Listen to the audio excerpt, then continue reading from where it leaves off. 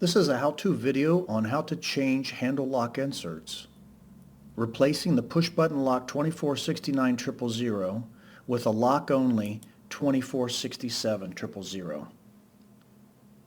The only thing you'll need for this task is a T25 Torx screw or cordless screwdriver with bit. The first thing that we want to do is open the enclosure or the cabinet door, and on the back side of the handle are two T25 screws that go through the lock bar into the handle body. Simply back these out, hold the handle in place,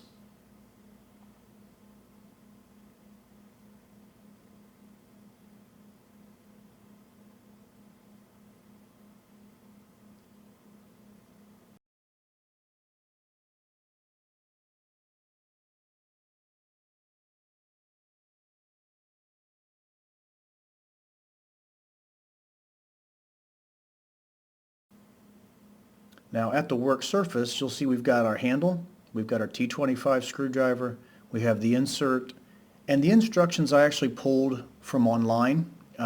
They come with a handle itself, but if all you're doing is changing out inserts, you may want to download the instructions from the website wherever you locate the handle part number.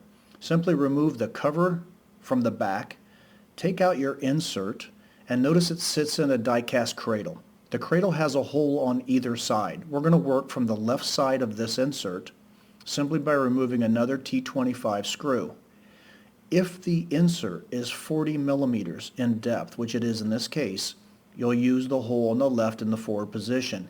If somehow you get an insert that is deeper, let's say 45 millimeters in length, you'll use the other hole on the other side that sits in a further back position. This is a very simple change out. Just take out your insert, replace it with the 2467, use the same hole, put it back into the handle, replace your cover plate, the last T25 screw to hold everything in place.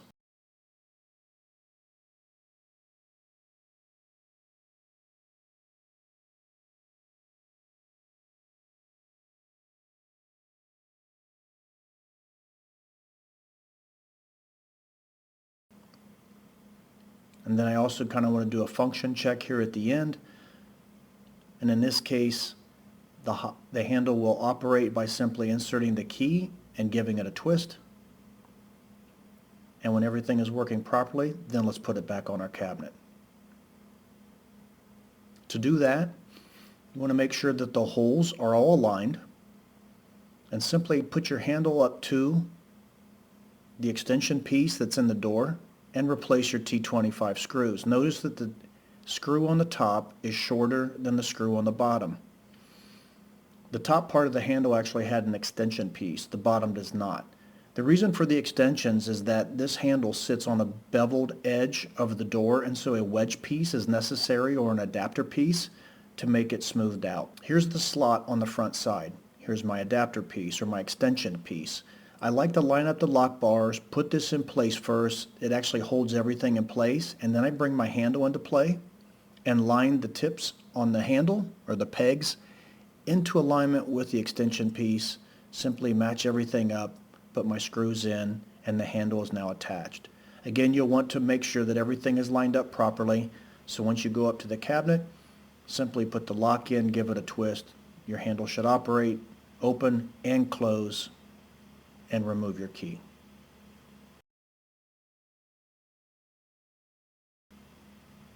Thank you for viewing.